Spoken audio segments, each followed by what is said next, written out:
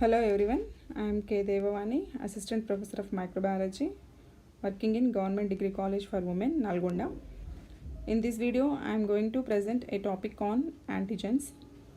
The contents of this video include the introduction, types of antigens, chemical nature of antigens, properties of antigens, antigenic specificity, and biological classes of antigens. In this video, I will explain up to the properties of antigens. Antigenic specificity and biological classes of antigens will be explained in the next video. What are antigens? Antigens are defined as the substances that generate specific immune response. Antibody generator. They are called as an antibody generator. These are the substances that generate a specific immune response. That immune response induce the formation of antibodies or activated T cells.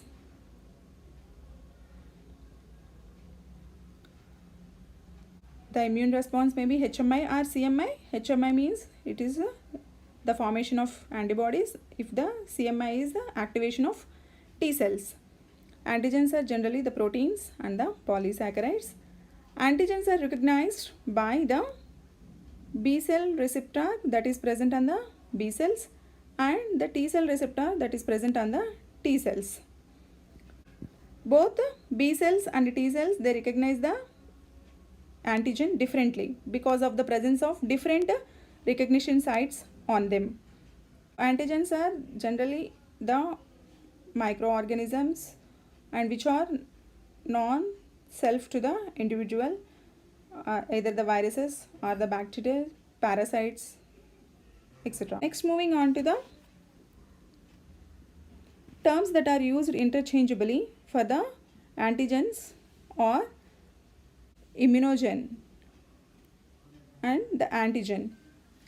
Immunogen and antigen are almost similar, but they differ in the production of immune response. Immunogens are the substances that generate the immune response, either HMI or the cell-mediated immune response. But antigens are the substances that they are able to react with the products of those HMI and CMI. They are able to combine specifically with the products of HMI or CMI. Immunogens or all the immunogens are antigens, but whereas all the antigens are not immunogens. The slight difference between the immunogens and antigens are the immunogens are the substances they induce the immune response in the form of humoral mediated immune response or cell mediated immune response. That means either the production of antibodies or the activation of T cells. But whereas the antigens, these are the molecules, they interact specifically with the products of immune response that are generated by the immunogens. They are the antibodies again and the activated T cells. They react with the T cells, T cell receptor. The haptens, the term hapten is used generally for the incomplete antigens. They are antigenic. That means they are able to react with the products of immune response, but they are not induce the immune response. That is the meaning for immunogenicity. Moving on to the types of antigens. Based on the immune response, there are two types: complete and incomplete. Complete antigen, these are the substances they are able to induce the antibody formation and they are able to react with the produced antibodies specifically in an observable reaction. Complete antigens are having the high molecular weight greater than 10,000 Daltons, and the complete antigens are proteins or the polysaccharides. But whereas incomplete antigens, they are incapable of inducing antibody formation by themselves but can react specifically with the antibodies. These are non-protein submolecules. Hapten is the word derived from a Greek that is the meaning to fasten. Haptens can be converted into a complete antigen by combining with a carrier molecule. Here these are the haptens. If they are combined with the carrier molecules, the hapten carrier conjugate will be produced, and this is a complete antigen which is having the immunogenicity. That means that they are able to induce the immune response also. By combining with the large carrier molecules, the haptens can be converted into complete antigens. Molecules are non-antigenic. They help only to provoke immune response. They are incomplete. Generally, they have the molecular weight less than 10,000 Daltons. If they are greater than 10,000 Daltons, they can elicit the immune response. Because the size is less, they are unable to elicit the immune response, but they can react with the antibodies, products of the immune response. So, haptens here are of two types, simple haptens and complex haptens. Simple haptens, they are the univalent and they are non-precipitating. Univalency, valency here it refers to the binding sites.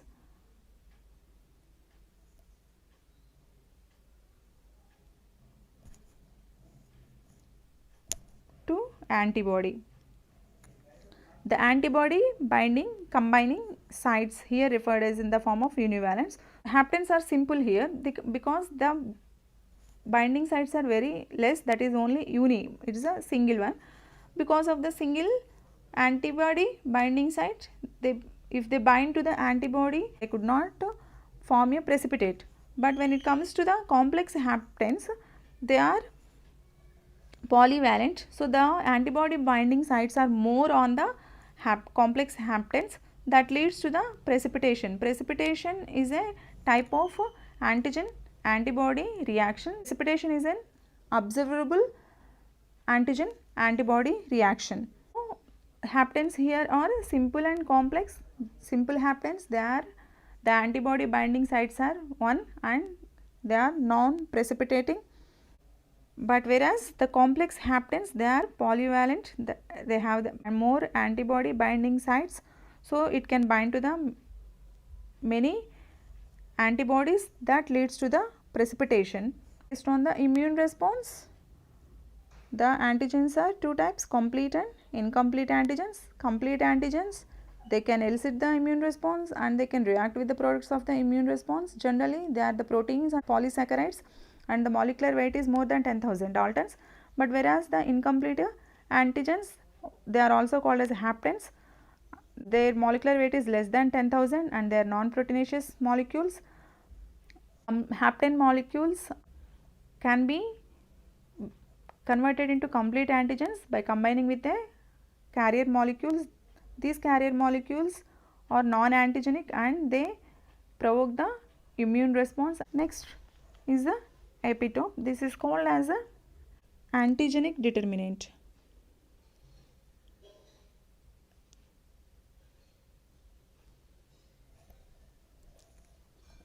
What is an epitope means? It is the smallest unit of antigenicity. Region or the part of an antigen that binds to the antigen specific membrane receptors present on the lymphocytes. It is the actual site or the area that is involved in binding to the specific membrane receptors present on the lymphocytes. Lymphocytes here are B lymphocytes and T lymphocytes. That specific part, the smallest area that is involved in binding, is called as an epitope.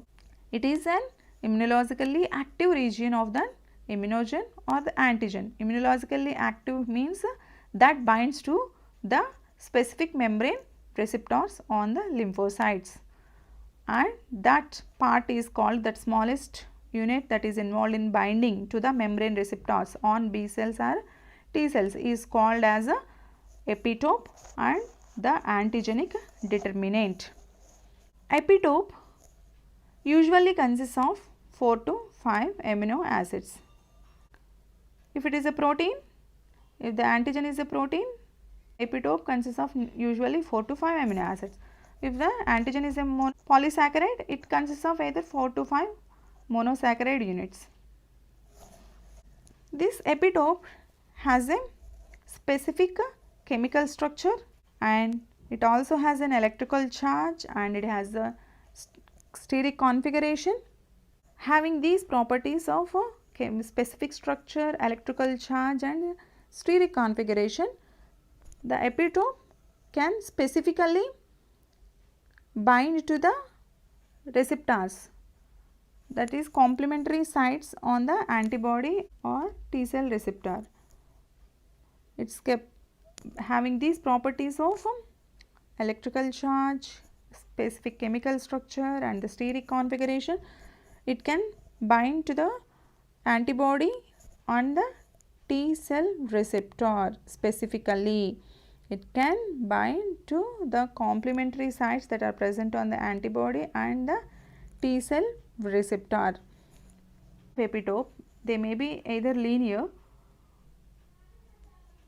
Linear arrangement is also called as a sequential because they are arranged in a sequence, or conformational.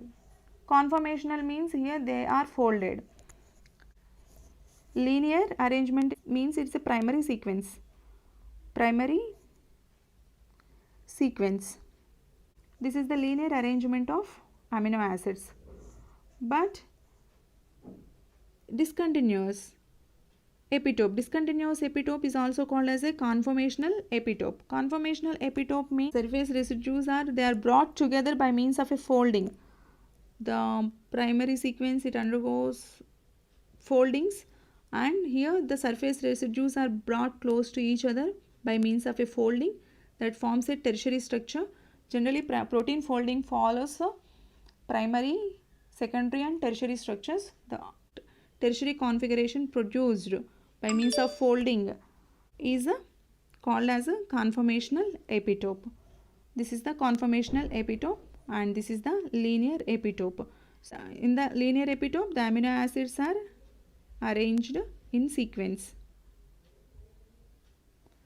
whereas in the conformational epitope, amino acids are located in different parts of the polypeptide chain and they are brought together by means of folding into tertiary configuration.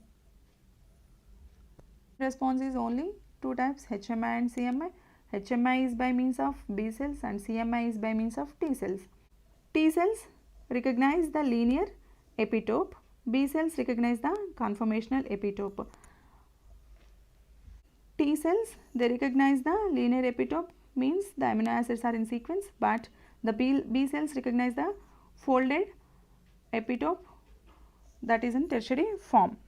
The region present on the antibody which is complementary to that of antigen is called as a paratope.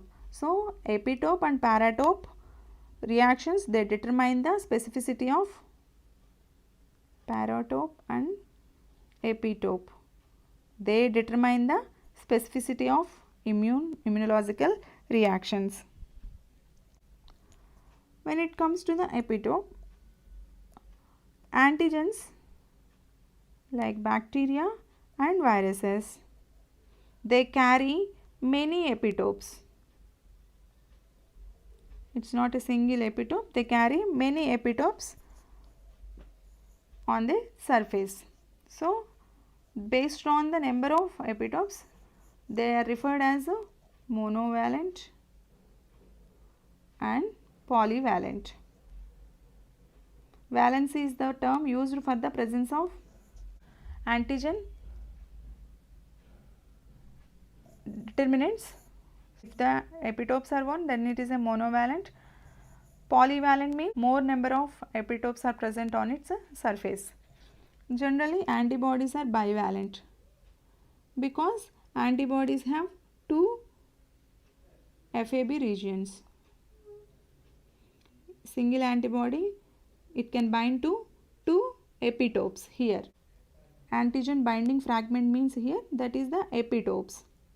It can bind to two epitopes, but when it comes to the antigens, they are either monovalent or the polyvalent. different antigens, they have similar epitopes.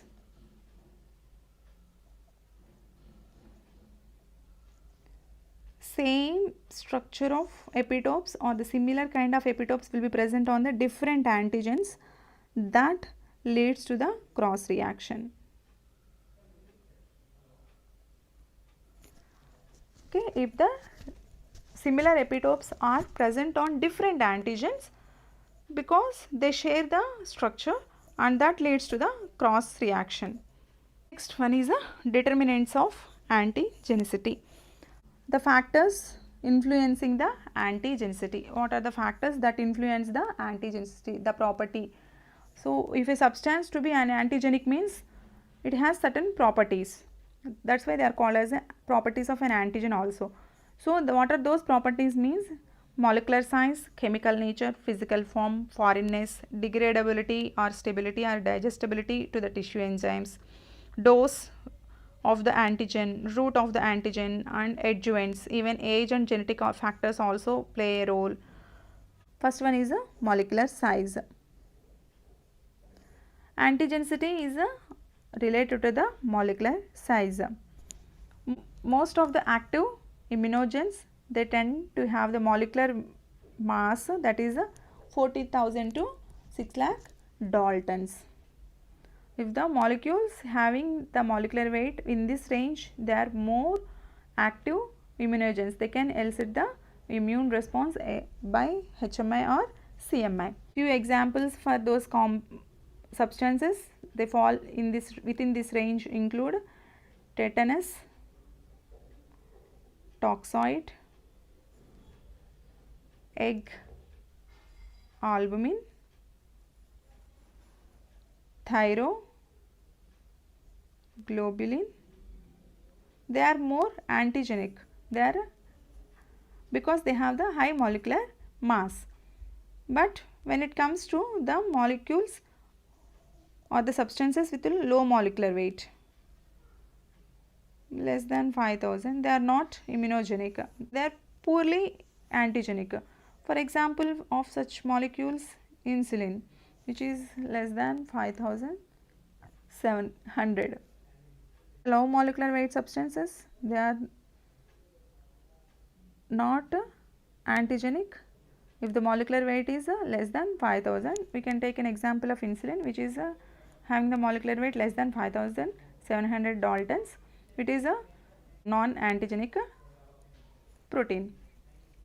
Low molecular weight substances can be converted into antigens, like explained haptens. Incomplete antigens can be converted into complete antigens. The same way, low molecular weight substances, they can be converted into antigens by adsorbing onto the inert carriers.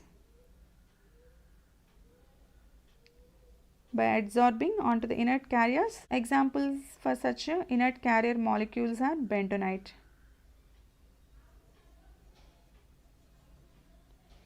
And some low molecular weight substances, they become antigenic by combining with the tissue proteins. When they are applied onto the skin, they become antigenic combining with the skin proteins. One such example will be penicillin. Penicillin, which elicits a hypersensitivity reaction in some individuals. The next property is chemical nature. Most naturally occurring antigens are proteins and polysaccharides. Lipids and nucleic acids are less antigenic. Nucleic acids are poorly antigenic, but they become immunogenic when they are complexed with the protein. Nucleic acids are less immunogenic, but they become antigenic when they are complexed with the proteins. Lipids are not immunogenic, but they serve as haptens. Lipids are non-immunogenic, but they are haptens. Not all proteins are antigenic. Exceptional case will be observed in the in gelatin.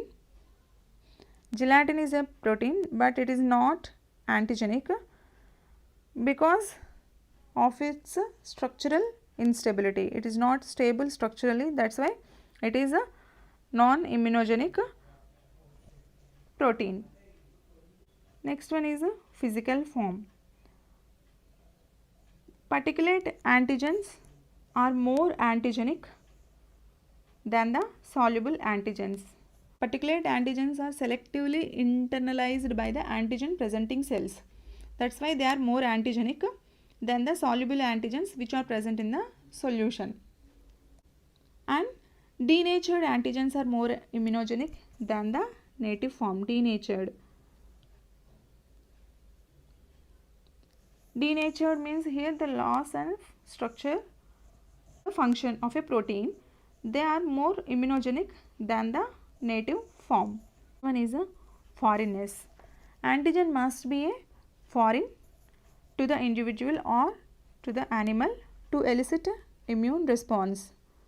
An individual does not mount an immune response against his own normal tissue antigens.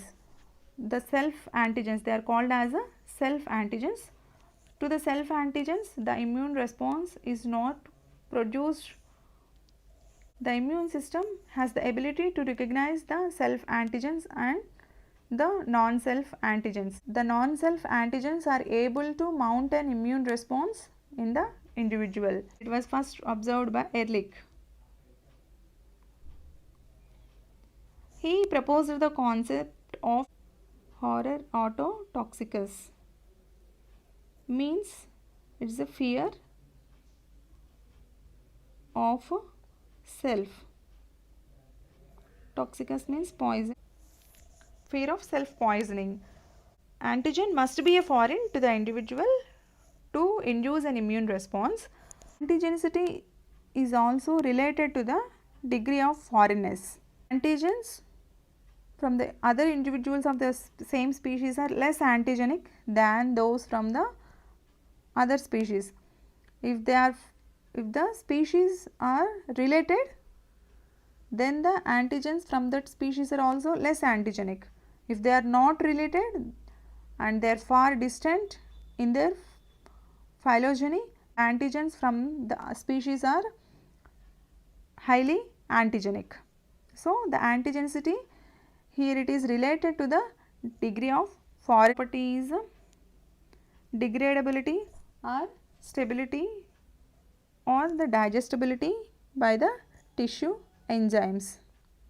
The substances which can be metabolized and are susceptible by the action of enzymes are more antigenic. What does it mean? Means here there are two types of antigens. There are T dependent antigens and T independent antigens. T independent antigens, they do not require the T cells, but whereas the T dependent antigens, they need to be processed by means of a phagocytosis by the antigen processing cells. APC means antigen presenting or antigen processing cells. So, that antigen need to be internalized by the phagocytes, and where it is broken down into fragments, and those fragments, peptide fragments, need to be presented onto the surface of antigen present cells along with the MHC2 antigen fragment plus MHC molecules, generally MHC2 present on the antigen presenting cells. This is only can be recognized by the T cells, here the TH cells. So, the phagocytosis and the intracellular enzymes that are present in them, they play an essential role in breaking the antigens into the immunogenic fragments. The substances which are not susceptible to those tissue enzymes are not antigenic. Examples for such substances are polystyrene,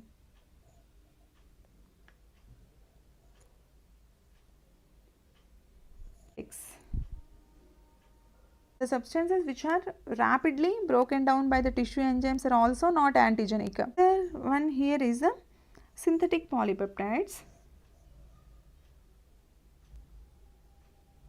synthetic polypeptides. They consist of D amino acids. D amino acids are not metabolized in the body. So, the synthetic polypeptides are also not antigenic. But the polypeptides that consist of L amino acids are metabolized, so that they serve as a antigenic. The substances which can be metabolized and which are susceptible to the tissue enzymes have the property of antigenic nature, which are not metabolized and by these the tissue enzymes are not antigenic. Examples of such compounds is polystyrene latex and synthetic polypeptides. Next one is a dose. Dose also determines the antigenicity, means the minimum critical dose is required. It is essential to stimulate the immune response. High levels of the dose are the very low levels of the dose. It fails to stimulate the immune system. That is called as a immunological paralysis. High levels or low levels, very low levels of the dose that fails to stimulate the immune system, that is called as a immunological paralysis. So, a minimum level of dose is required to induce an immune system, that is called as a minimum critical dose. Repeated administration of antigens are given to maintain required levels of immunity. To maintain such required levels of immunity, repeated administration of antigens are given, this in cases of vaccines. In case of vaccines, booster doses are given to maintain the required levels of immune response to the specific antigen. Vaccines such as, we can take an example of here, DPT. It consists of a diphtheria, pertussis and tetanus toxoid. So, booster doses are given here to ensure the protective levels of antibody. Next one is a route of an antigen. Which route the antigen is entering into the host, it also determines the antigenicity. Humoral immune response is better for the parenteral route than the nasal and oral route. Parenteral route means it is other than the oral and nasal routes. Here injections, that is by either intravenous, subcutaneous, intramuscular, intradermal and mucosal. So, subcutaneous route of administration is better than the intravenous. Why subcutaneous route of administration of an antigens is better means, because if the antigen is given through the intravenous route, it is first carried to the spleen.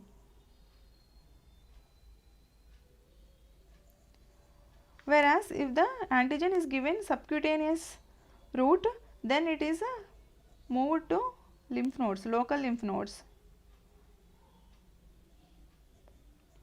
Next one is adjuvants. Adjuvants are the substances that are used to increase immunogenicity.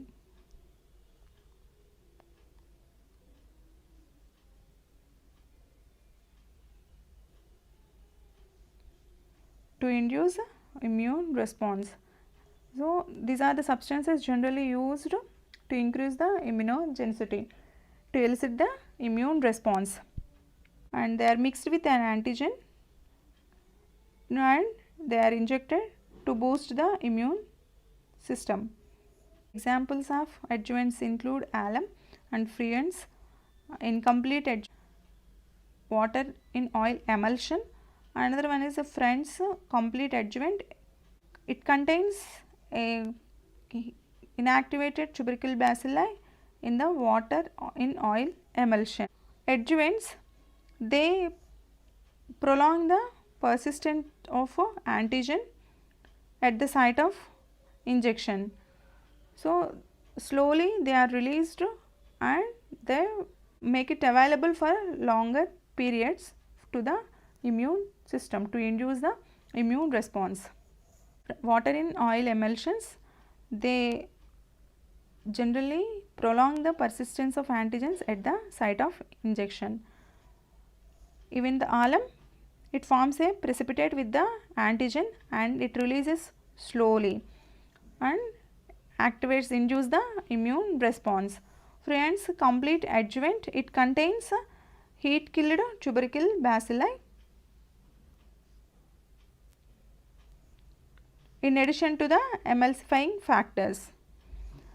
Here the bacterial components, bacilli that is present in this complete adjuvant, it activate the macrophages and this leads to the secretion of IL-1 and B7 molecules on the membranes that they enhance the immune response. They also increase the expression of MHC2 that increases the ability of APC to present antigen to TH cells. So, adjuvants, they induce CMI, cell mediated immune response. Adjuvant that leads to CMI, they induce cell mediated immune response and cause adjuvant diseases and sometimes cause fever and inflammation. So, these side effects often hampers the use of adjuvants. Other adjuvants include beryllium sulfate, silica and beryllium sulfate, and also the endotoxins. Endotoxins here are the lipopolysaccharides of gram negative bacteria. Units of antigenicity, molecular size in between 14,000 to 6 lakh Daltons is essential in antigenic, and the chemical nature of the most of the antigens will be proteins and polysaccharides. Lipids and nucleic acids are less antigenic. Physical form of the antigen should be a particulate. If the particulate antigens are more antigenic than the soluble antigens. Foreignness, here it is the substances should be foreign to the individual or to the animal to induce an immune response, and the antigenicity is also related to the foreignness of the species. Substances from the individuals of the same species are less antigenic from the species that are far related to each other.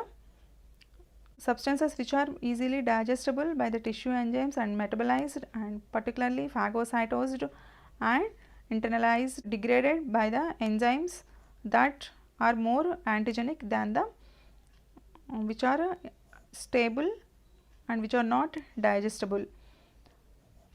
Dose, minimum critical dose is required, and for the vaccines to maintain the required levels of the immune response, booster doses are given. Route of an administration also determines the antigenicity. So, parenteral route is a more antigenic than the oral and nasal routes.